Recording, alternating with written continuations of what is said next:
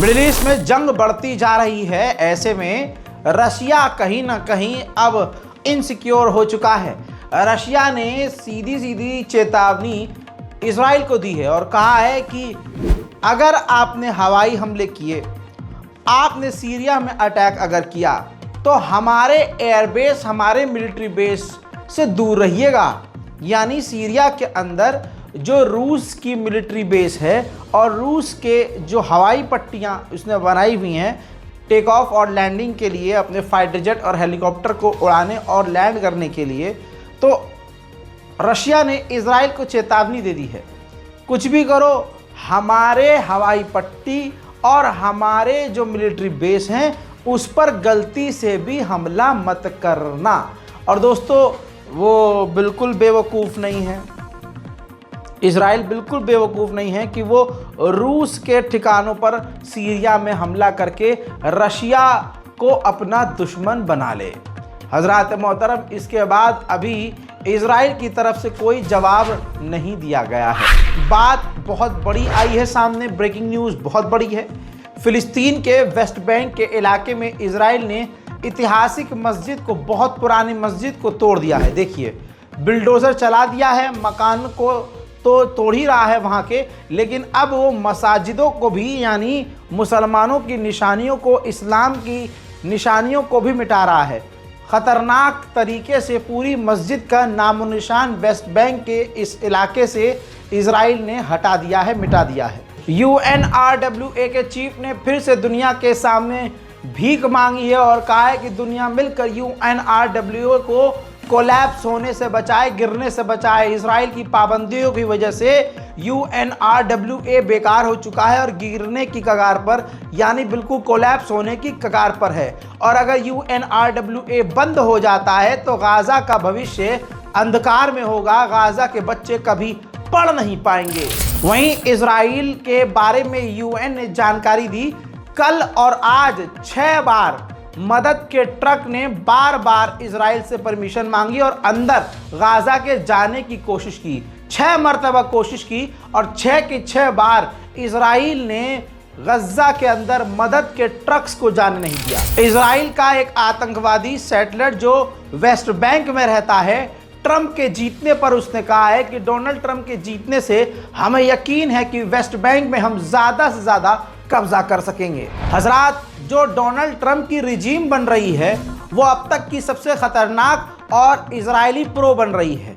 Israel मतलब जो Donald Trump की टीम होगी उसमें सारे यहूदी समर्थक होंगे और सारे यहूदी होंगे। कैसे?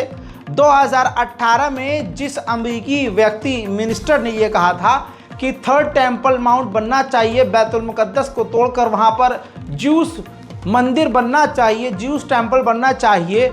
आपको पता है जो डोनाल्ड ट्रंप की जो सरकार बन रही है उसमें उस व्यक्ति को, जी हाँ, व्हाइट हाउस के चीफ उस व्यक्ति को बनाया जा रहा है।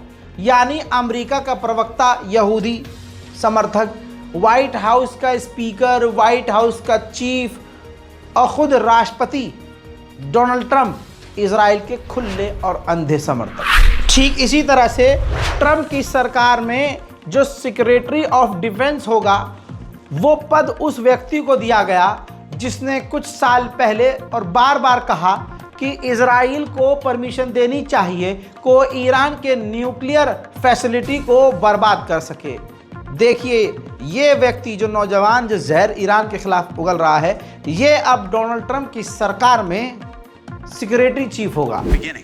I think this is a moment for the Israeli government, not the US government, the Israeli government, to take action against Iran to prevent an Iranian bomb. Because the West has said forever, we can't have Tehran, we can't have the mullahs with a nuclear shield. Imagine what this conflict would look like. Imagine what the region and the world would look like.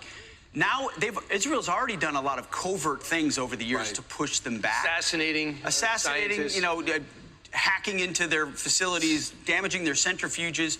They're going to need to do more of that because clearly this administration is not going to and hasn't. वहीं Trump की एक और महिला मित्र जो जीती हैं, Donald Trump की party की तरफ से जीती हैं, उन्होंने जीतने के बाद ऐलान किया है अमेरिका में कि हम काम करेंगे यहूदियों के लिए और यहूदियों के साथ। और हम उनको अब एक कानून उन्होंने अनाउंस किया है कि अमेरिका में एक कानून बनाएंगे, कोई भी वो शख्स जो यहूदियों के खिलाफ बोलेगा, काम करेगा, उसको हम अमेरिका से निकाल देंगे, क्योंकि यहूदी ज्यूस जो हैं भगवान के द्वारा चुने गए हैं। अब आड़ भक्तों से कहूँगा कि जो अमेरिका और इजराइल को तुम खुलकर सपोर्ट कर रहे हो, तुम्हारी औकात ये है कि तुम्हें तो वो पैखाने से भी बदतर समझते हैं, और भगवान को कहते हैं कि भगवान खुद चुना है, ईश्वर ने खुद यहूदियों को सबसे बेहतर चुना है, यहूदी भगवान के बच्चे हैं, तो कुल मिला के तुम कुत्ते की नस्ल हो। मतलब इस तरह से दूसरों को नीचा दिखाया जा रहा है और यहूदियों को हीरो और भगवान का, ईश्वर का बच्चा बताया जा रहा है। और अमेरिकी वो महिला कह रही है कि हम कानून बनाएंगे कि जो यहूदियों के खिलाफ काम करे उन्हें अपने देश से निकालेंगे। क्यों? क्योंकि यहूदी ईश्वर के द्वारा चुने गए बच्चे हैं उनके। सुनिए। Good morning, everyone. My name is Governor Kristi Noem, and I am so thrilled to see all of you here this morning. Thank you for being here to honor such a special occasion where we sign a bill that will define anti-Semitism and how we can continue to make sure that we're standing against acts of hatred and standing in solidarity with our Israeli community and the Jewish people. We are going to have a few speakers to share with us some history, some culture, some reasons that we need to have this type of legislation, not just here in South Dakota, but across the country. And I'm just so honored by all the special guests that have traveled to be with us today. हजरात मोहतरम, उधर दुनिया का सबसे बड़ा दोगला बुढ़ा, दोगला झूठा, नहीं मैं अपने वाले की नहीं, मैं बात कर रहा हूं तुर्की के राष्ट्रपति रजब तैयब एर्दोगान की। यह कुर्दोगलू तुर्की का राष्ट्रपति जो है अब ये बोल रहा है कि हमने इजराइल के साथ सारे रिश्ते तोड़ दिए हैं, हमको कोई फर्क नहीं पड़ता।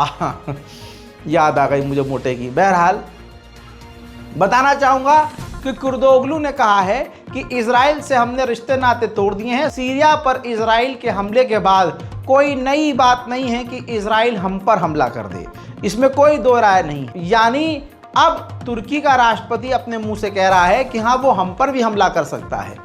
ये दोगला वो शख्स है जो मुंह पर बार बार कह रहा है कि हम इजराइल के खिलाफ हैं, लेकिन अंदर ही अंदर इजराइल को हथियार दे भी रहा है। 3 दिन पहले की रिपोर्ट आप देख चुके हैं। वहीं तुर्की के डिफेंस मिनिस्टर ने भी कहा है कि इजराइल तुर्की पर भी हमला कर सकता है, और अगर ऐसा हुआ तो ये वर्ल्ड वॉर 3 की शुरुआत होगी। मतलब इन सुअरों को पता है कि तुर्की की ज़मीन पर नियत है इजराइल की, लेकिन फिर भी गंदी नाली के कीड़े इजराइल को हथियार दे रहे हैं, इजराइल को अंदर अंदर से मदद दे रहे हैं। यानी तुर्की इतना बड़ा फट्टू है कि इजराइल को खुश करने के लिए कि इजराइल हम पर हमला ना करे, अंदर ही अंदर इजराइल की मदद कर रहा है। लेकिन वो तो कुत्ता है, काटेगा जरूर। उधर बड़ी खबर यह है कि अमेरिका और बरतानिया ने मिलकर हुथीस के ठिकानों पर सटीक हमले करके 10 हुथियों को कत्ल कर दिया है। जैसे आप ये देखिए, ड्रोन हमला किया है जिसमें हुथीस का पूरा ट्रक उड़ा दिया है। इसी तरह से आप ये देख सकते हैं, अब्राहम लिंकन एयरक्राफ्ट कैरियर मौजूद है इस वक्त लाल सागर में, उसी के ऊपर से EA-18G fighter jet AF-18, F-35C और इसके अलावा कई तरह के fighter jet Abraham Lincoln aircraft से मिडिल ईस्ट में उड़ान भर के यमन के लड़ाकुओं को, हुथियों को निशाना बनाया गया और 11 हुथीस के लड़ाकुओं को कत्ल कर दिया गया और सैकड़ों घायल बताए जा रहे हैं। मिडिल ईस्ट में बहुत कुछ हो रहा है। उधर इराक से खतरनाक ड्रोन इजराइल के ऊपर दागे गए तो समुद्र के अंदर ही इजराइल के सैनिक उन मिसाइलों और ड्रोन्स को इराक के रोकते हुए नजर आए हैं।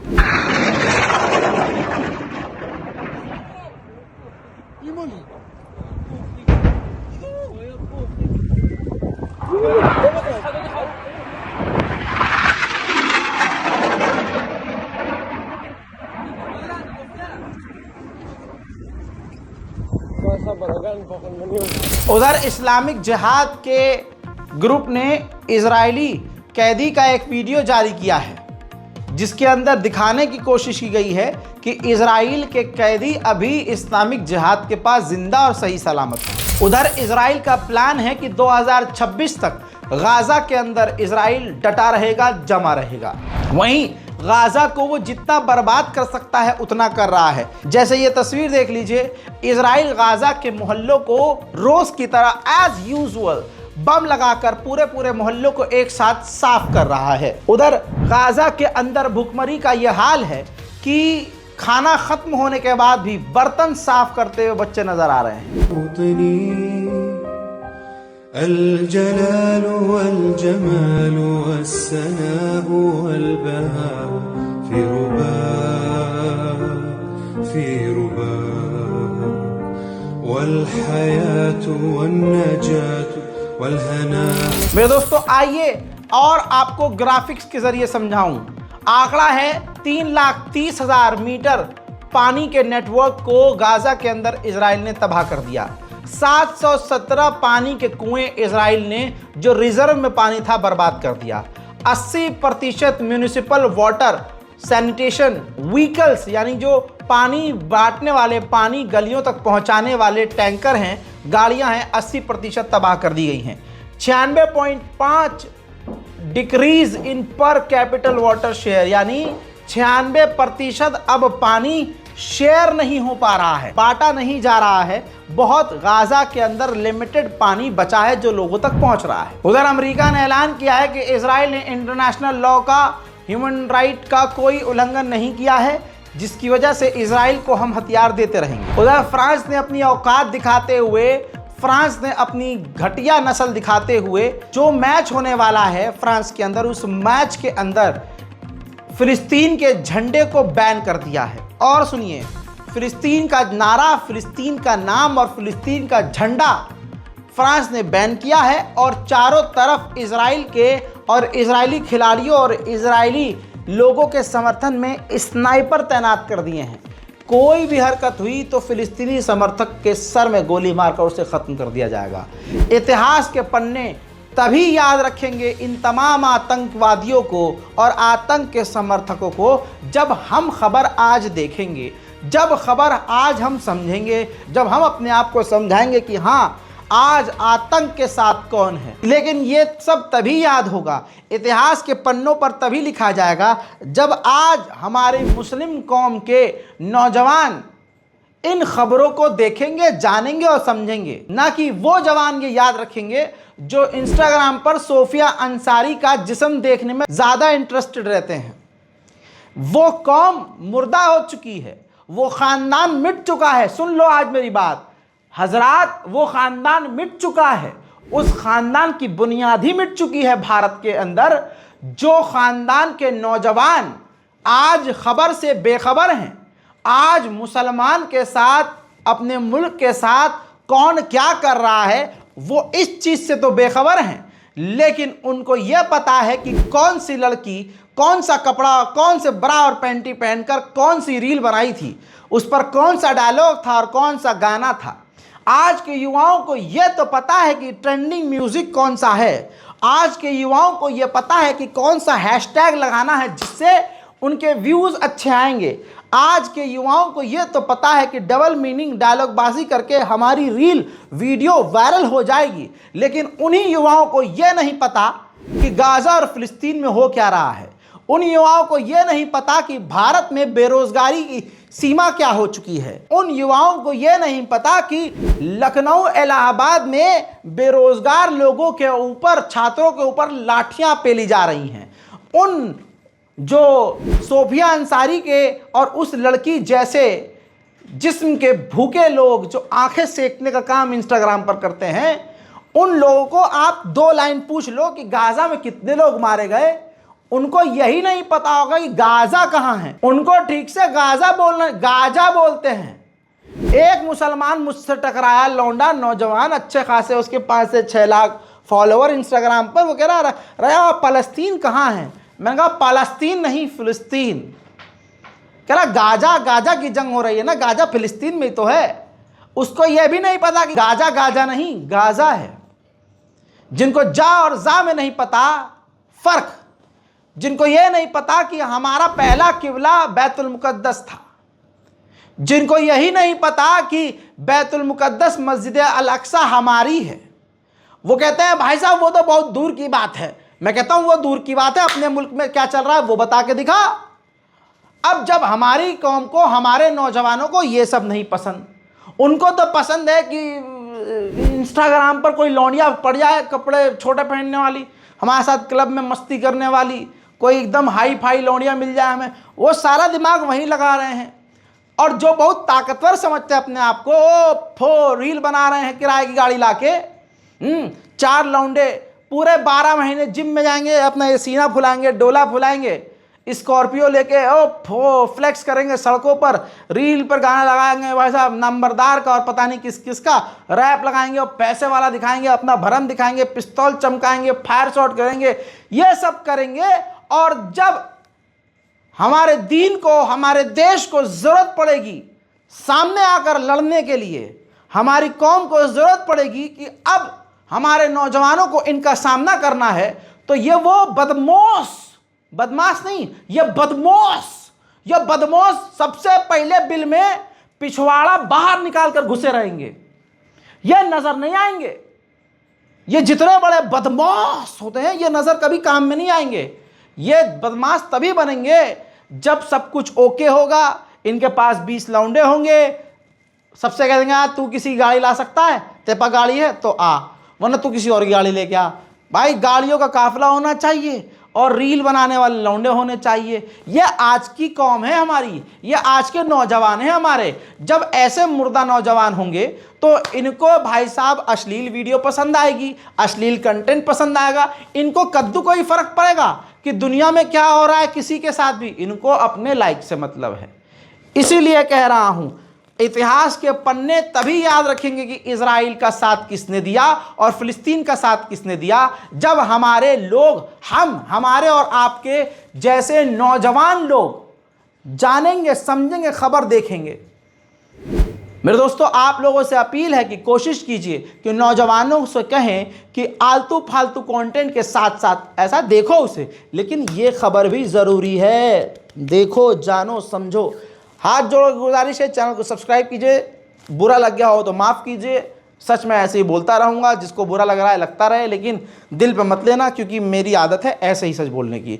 मैं हूँ रज़ा और आप देख रहे हैं रज़ाग्राफी। जय हिंद।